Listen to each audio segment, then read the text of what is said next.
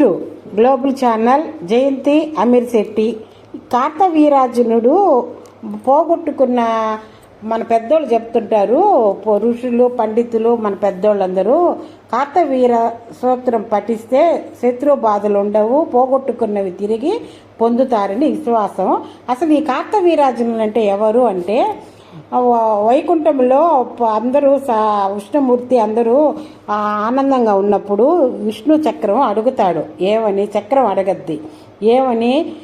సుదర్శన చక్రం ఒకసారి విష్ణుమూర్తితో యుద్ధం చేయాలని అనిపించింది. స్వామి, నువ్వు అందరితో యుద్ధం చేస్తావు కదా, నీతో నాకు ఒకసారి యుద్ధం చేయాలని ఉంది అని చెప్పి అడుగుతాడు చక్రం. అప్పుడు సరేనని చెప్పి వరం ఇస్తాడు విష్ణుమూర్తి. అప్పుడు ఆయన కార్తవీరార్జునుడిగా 1000 చేతులతో జన్మిస్తాడు. విష్ణుమూర్తి ఏమో పరశురాముడిగా జన్మిస్తాడు భూలోకంలో. జన్మించి అప్పుడు జమదగ్ని మహర్షి, ఈయన జమదగ్ని మహర్షి ఏం చేస్తాడంటే, ఆవు ఒకటి ఉంటుంది అక్కడ.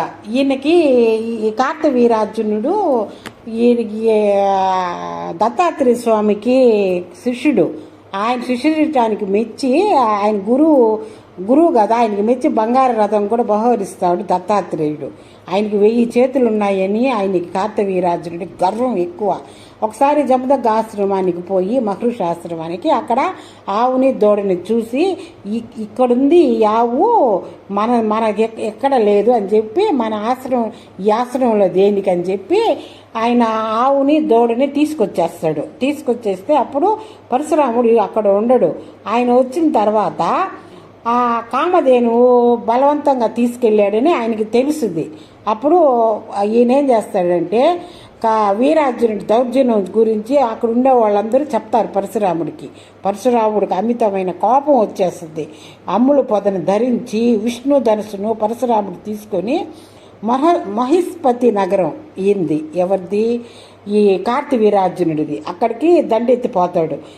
దండెత్తిపోయి పరశురాముడు పట్టలేని ఆగ్రహంతో తనని చుట్టుముట్టిన సైన్యాన్ని ఒక్క పిడికిలితో 100 బాణములు సంధించి ప్రయోగించి దగ్గరకు వచ్చిన వారిని అందరినీ పరశురాముడు వధిస్తూ చంపేస్తాడు అందరినీ. పరశురామ పరాక్రమం చూసి కార్తవీరార్జునుడు ఆశ్చర్యపోతాడు. పరశురాముడితో ఉన్న పరాక్రమాన్ని చూసి ఆశ్చర్యపోయిన వెంటనే తనకున్న శక్తులను గుర్తు చేసుకుని విజృంభించి 500 చేతులతో 500 ధనుసులతో ధరించి మిగిలిన 500 చేతులతో బాణములను సంధించి తన రథమును పరశురాముని వైపు నడిపిస్తాడు.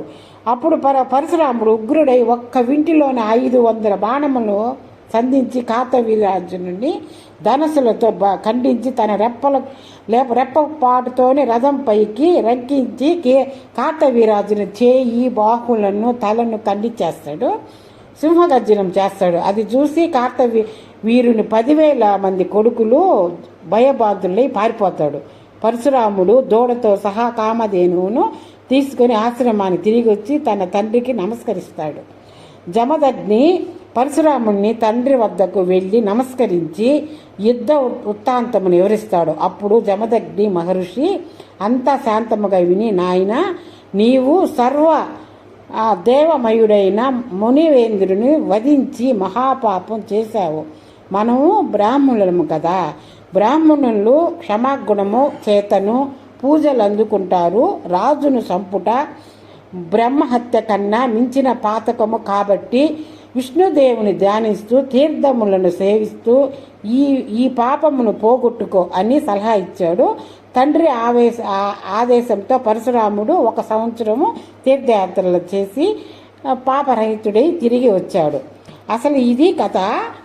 ఆయన విష్ణుమూర్తితో యుద్ధం చేయాలని ఆయన చక్రము కోరిన కోరిక తీరినది. మళ్ళా వైకుంఠానికి వెళ్ళిపోయాడు. లైక్ చేయండి, షేర్ చేయండి, సబ్స్క్రైబ్ చేయండి. నచ్చింది.